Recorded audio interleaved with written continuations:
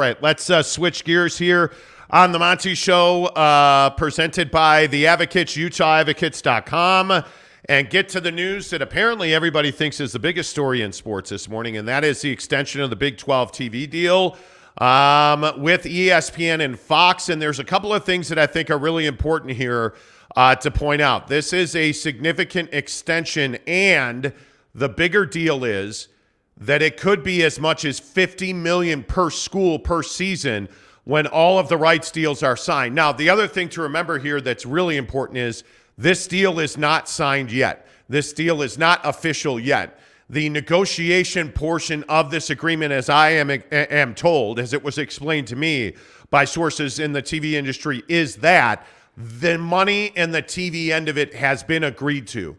The process now is the schools have to sign their grant of rights with the conference. And how this process works, and this is really important to understand, the grant of rights is not signed with ESPN.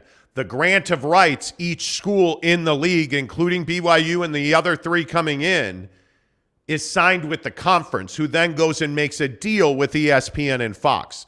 So the deal is done. Now what has to happen is the deal goes back to the schools. They're like, oh, yeah, cool. Where do I sign? All of the schools sign the deal, and then the deal gets signed by ESPN, Fox, and the Big 12. We're not there yet. The deal has been negotiated with the conference and the TV partners at ESPN and Fox, and it is on the table for the individual members of the Big 12 to agree to. Now, the interesting part of this deal is not even that they got it done. It's how they got it done so quickly.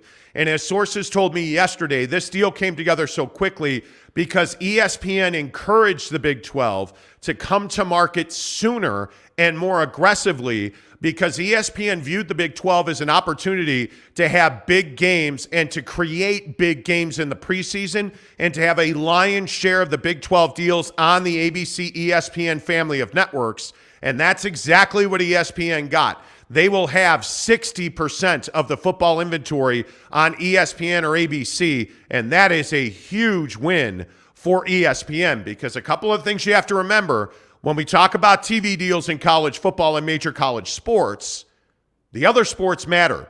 In this deal, Fox was willing to take far less inventory in football because of their deal with the Big Ten and because they were able to get a larger share of the Big 12 basketball contract, which, by the way, I think we all realize the Big 12 is the best basketball conference in the country right now. Fox had a bigger appetite for college basketball in the Big 12 than they did college football. That was a big factor in allowing this deal and the negotiations to go so smoothly and to move so quickly. The other part of this is that ESPN and ABC pulled out of the Big Ten negotiations early on in that process. Their money was already to be allocated somewhere else before Brett Yormark was made the commissioner of the Big 12. They knew exactly what they were doing, and I think it is a stroke of genius by ESPN to get this deal done in a timely fashion. Obviously, the other implication here is, what does this mean for streaming? Streaming is not part of this deal. This deal with the Big 12 is exclusively between Fox and ESPN. But the caveat is there are provisions built into this deal where the Big 12 can easily expand and more money will come their way based on their expansion. ESPN and Fox have agreed to an addendum, if you will, to this deal that says, hey, we can get more money with expansion. The other thing that ESPN has done that made this deal work and work quickly is they have embraced Amazon not as a competitor, but as a player in the market space. Obviously, ESPN and ABC are owned by Disney. Disney Plus is a major player in the streaming industry, but ESPN on its own has recognized that trying to compete with or have an adversarial relationship with Amazon would be a significant misstep in the marketplace. ESPN has embraced the fact that Amazon is coming into professional sports and college sports in a very big way. They were open to the idea that the Big Ten needed a separate third-tier streaming partnership, and ESPN did not stand in the way of allowing that to happen. So obviously that opens a conversation for third-tier rights. Why that is significant is because the Big 12 has taken back third-tier rights from the members of the Big 12. So if you look at the individual schools, they no longer have the ability to go out and negotiate and create their own third-tier partnerships. That all now belongs to the Big 12. And by most industry sources' opinion, that deal is nearly done with Amazon. And if Amazon gets into the streaming game with the Big 12 is in position where each member school, including the 4 new ones, would get between $50 and $52 million per season and really per year, per annum on this deal. That is a strikingly huge increase from where they were under their current contract at $30 million per school per year. There is no other way to look at this than this is a win across the board for the new leadership in the Big 12, for the Big 12 members, and for ESPN. And how did it all happen? I think the biggest thing is that the Big 12 is in lockstep. They are all in agreement on how they want to move forward as a body, including the 4 new schools. And as it was explained to me yesterday, the 4 new schools knew that this was going to be the process when they really started opening this up. And what the new commissioner, Brett Yormark, has done so well at this point is he has toured schools, he has communicated at a very high level, and he has let his membership know this is what we're doing, this is why we're doing it. Get on board now. And all of the members, including BYU and the other 3 coming in, got on board at the very beginning of this new administration. I think it was a stroke of genius by Brett Yormark, the commissioner of the Big 12, to travel around to his membership and get them all on board. And it's why you saw him very publicly meet with the media at several of these spots. It's why you saw him very publicly last week talk about expansion, talk about a criteria for expansion. And I would note those were not prepared remarks. They were media questions that he was answering in Orlando at UCF. He knows what he's doing. He has a clear vision. He knows he has the support of his membership. This is a win across the board for the Big 12, Jake. Yeah, absolutely. I think that, this is a shining example of what, media relations and media packages and distribution deals should be. I think that obviously, like you said, it's not, signed, sealed, and delivered yet, but obviously they're on track to do that. And I think that, it does beg the question of, where the Pac-12 is going, because I think that's the next logical question. Assuming that this deal gets done and everything gets worked out and everything's happy in the Big 12, it begs the question like where the Pac-12 is going, because obviously you can see how efficient the process can be when you have a commissioner in Yormark who knows what he's doing and is able to lead the conference and basically shepherd the conference into a new media deal that pays every school $20 million more than you are already getting paid. So that to me is the next question. Like, hey, what is the Pac-12 going to do to get something like this done? Because $30 million a year for schools just is no longer, I feel like, a palatable number. I mean, it's not a big number. It's not a significant number. Yeah. And I agree with you. And I think when you look at the implications that this has on the Pac-12, I think there are some real problems here for the Pac-12 because this again goes back to tacticians. Brett Yormark is a tactician. The commissioner of the Big 12 comes from the Nets, comes from Rock Nation, comes from doing deals just like this. The fact that he was able to so quickly ingratiate himself with his media partners at Fox and ESPN, and that ESPN encouraged the Big 12, Yormark and his constituents, to come to market sooner and more aggressive, and that Yormark was open to that discussion, tells you that he is a savvy business operator. You flip that on its ear and you say, okay, well, what does this mean for the Pac-12? What this means for the Pac-12 is they are in a very precarious situation now because there is no model, there is no revenue projection that gets any Pac-12 school to $50+ million a year. It's simply not possible with where that league is right now. And the bigger question is, when you look at all the rhetoric coming from the media And again, not disparaging in any way, but you listen to what John Wilner at the San Jose Mercury News and John Canzano, who are the two mouthpieces for this league. You look at what those two guys have done over the last 6 months. They have constantly spouted anti-Big 12 rhetoric at the behest of the Pac-12, at the behest of George Kliavkoff. And now it all seems so silly that they would do that, because there is no model now that saves the Pac-12 financially. This is a $20 to $30 million league maximum. And if you lose USC and UCLA, you're with no replacement. You're in real trouble. And one other thing that was pointed out to me yesterday by a high-placed media source was UCLA has told the UC System Board of Regents, so UCLA is part of the University of California system. They are beholden to the University of California system. But the leadership at UCLA has told the UC system in no uncertain terms, we're not staying in the Pac-12. We are going to the Big Ten. And I think it has become more and more clear now. The reason that you have not seen the Big Ten act is because they were waiting for this shoe to fall. And I think now they have real leverage over Oregon, Washington, Cal, and Stanford to join the Big Ten as members, which really would decimate any hope for future existence of the Pac-12. Now, all of that is conjecture and opinion by people, because until it happens, until ink is on paper, there's nothing to really talk about. But it makes perfect financial sense for those 4 Pac-12 schools to join the Big Ten.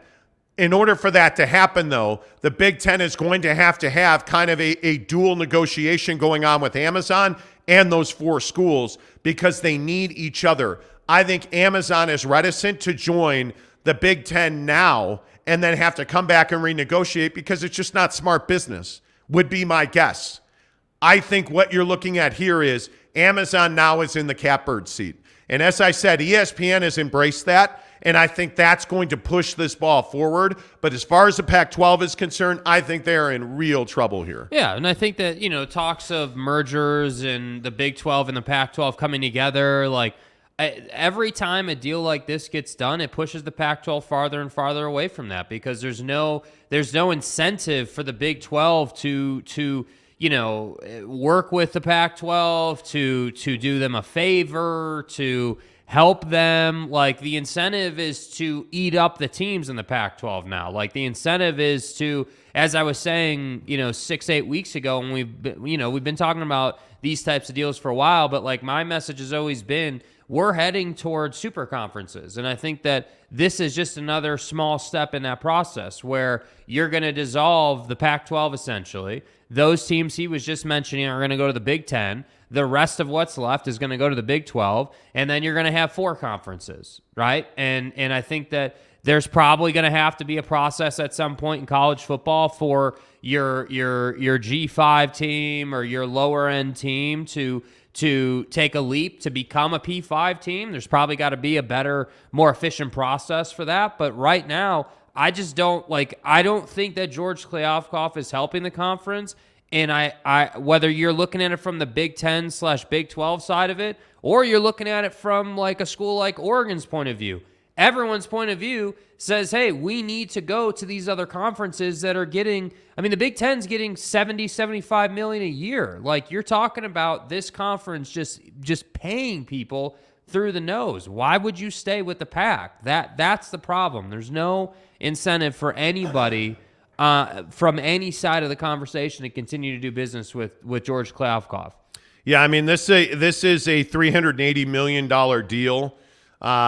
And that does not include third-tier streaming. And I continue to hear that Brett Yormark has already got expansion deals in the works. And I continue to hear about corner schools.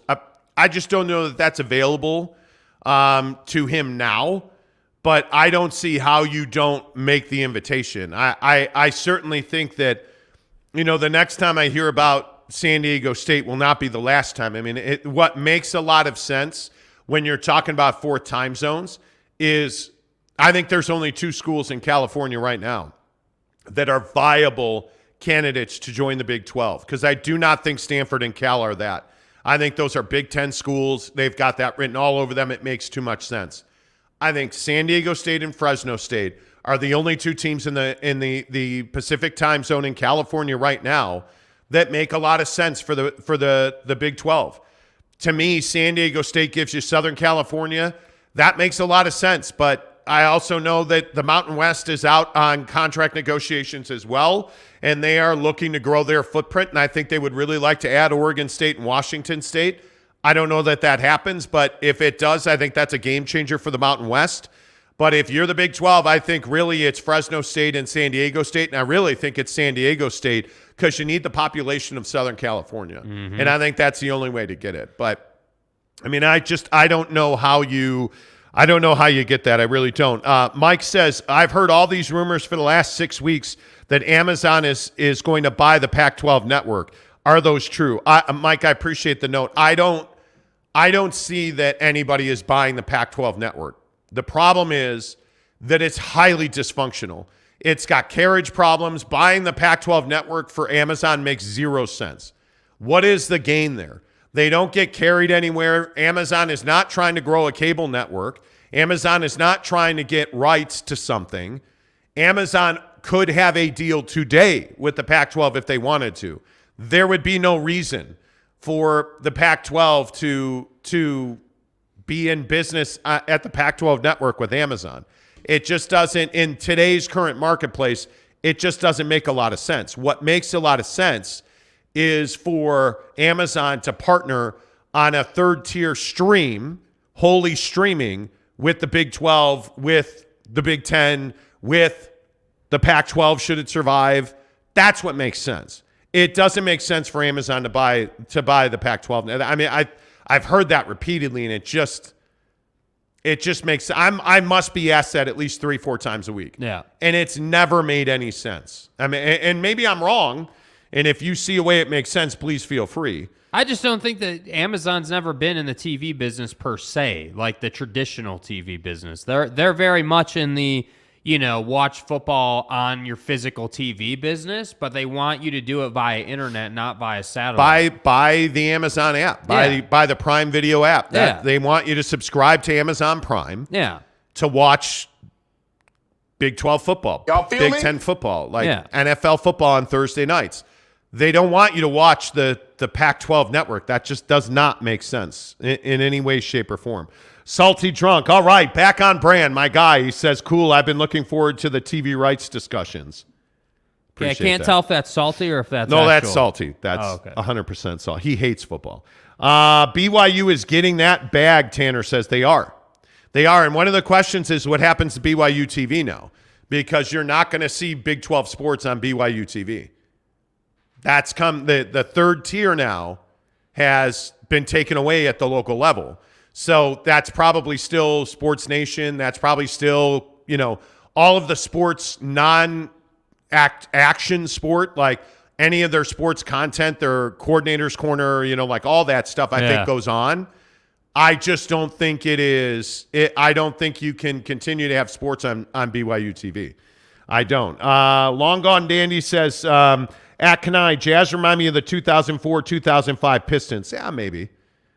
Alan Corbin says, looks like the Big 12 wanted to be a partner with ESPN, unlike the Pac-12 last season. I don't think there's any doubt that the Big 12 and ESPN like each other. They are in lockstep, absolutely in lockstep. Long Gone Dandy says 5 years from now, Disney will buy ESPN in the NBA. Disney owns ESPN. Yeah. So they don't have to buy them. Alan Corbin says John Wilner and John Canzano hit hardest by this Big 12 deal since they spent 5 months trashing the Big 12 as unwanted. Yeah, exactly right. I mean, look, I love John Wilner. I respect the guy. I read him every time he publishes. Like, he's an outstanding journalist. I just think he feels like he is tied to the Pac-12, and he needs the Pac-12. I think one of the most unforgivable acts that we've seen is the Wilner-Canzano podcast, where they absolutely allowed George Kliavkoff to go on their show and do a hit piece on UCLA. It was, to me, obviously, but it to me was a huge mistake. You cannot do that. And I think the trouble is they have great information. It's just how that information is delivered and the way they go about it that's an issue. Yeah, I don't know. Boyd Lake says Texas was the exception with the Longhorn Network. No, what Longhorn Network? What? The exception to what? Jeremy Sevier says, is the Pac-12 dead now? No, not yet. Not officially. The San Diego State Aztec says SDSU is preseason ranked 19th in men's basketball. That would add the Big 12 prestige and add to the postseason pot of gold that would get split between conference members. Yeah, but one of the other things you got to remember here is I don't think the NCAA tournament is, as we know it, is going to be around long.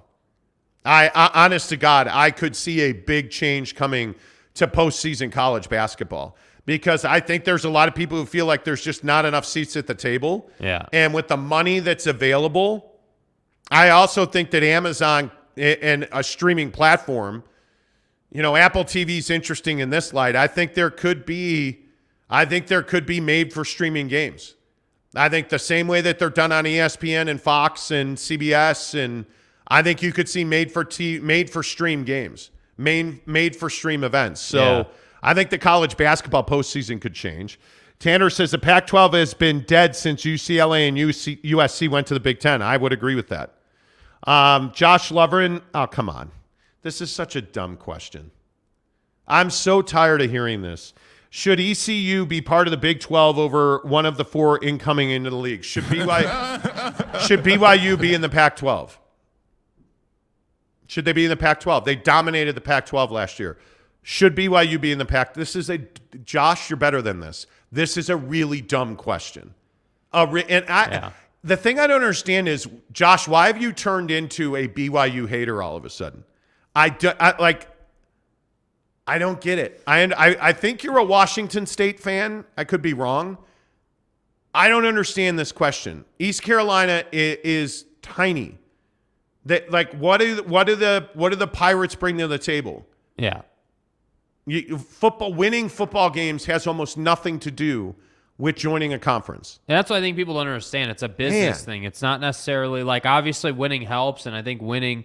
Winning's never a bad thing. Obviously it'd be ideal if BYU, was 10-1 and, had some ridiculous season heading into a new conference, but they're not. But at the same time, they still have an ESPN contract. They still have a huge following. They're still bringing 1 million people to the tube every week. That's, there's no getting away from that. And that, I think, is what that's what I think, the BYU. And I don't know if Josh is a hater. I agree with you. You have been negative on BYU totally. But, for the BYU hater community, that's what you're not going to be able to get away from is that BYU does put out. They make you money. And I could almost make a case, honestly, that when they're losing, they're just as relevant as when they're winning. When BYU loses, they're just as much of a talking point as when they're winning. The BYU fan base, with all due respect, is very much toxic when the team is losing.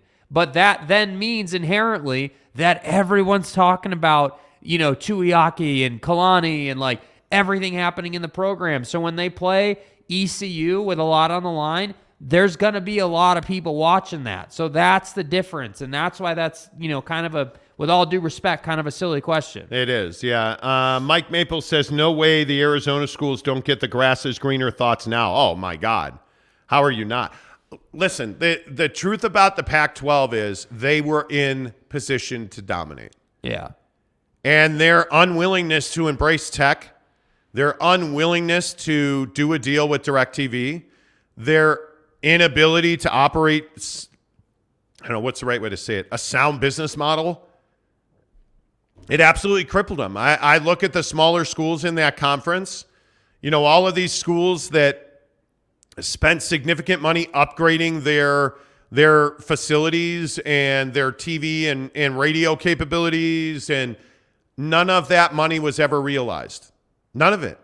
And it is absolutely a death knell to schools that made major infrastructure upgrades because they were told the Pac-12 network was going to be this windfall of money. And it has lost money every single year. And it's largely because of mismanagement. It never had to happen. And then we're going to wonder why there's only ever one or two schools in the college football playoff from the Pac-12. Yeah. Josh says the Pac-12 network has been dead since the Pac-12 network was formed, Tanner. I disagree 100%. I mean, when we went to Pac-12 Media Day in 2018, something like that, Larry Scott sat down in front of us and said, hey, we have a deal done. We're doing this. We're doing that. And it never came to fruition.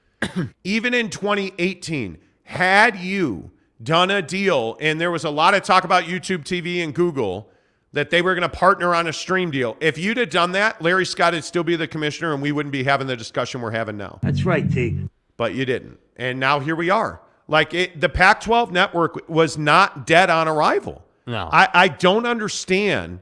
Again, something I hear all the time, it was doomed to fail. No, it was not doomed to fail. It was actually the exact right thing to do. But you haven't provided programming. You continue to call yourself the Conference of Champions. You keep doing math on the back of envelopes. George Kliavkoff was supposed to be this revelation and this replacement, and the guy has been nothing but a blowhard. All he's done is run his mouth about UCLA when, frankly, what you need to do is stop talking and start doing. Yeah. Why is UCLA leaving the conference? Because they're broke, dude. Look at schools like Oregon State and Washington State. They're broke, man. Like UC Berkeley, Cal, their athletic budget is insolvent. They're in debt for a decade on athletics because they went and refurbished Memorial Stadium in Berkeley because they were told they were getting a cash windfall that never came.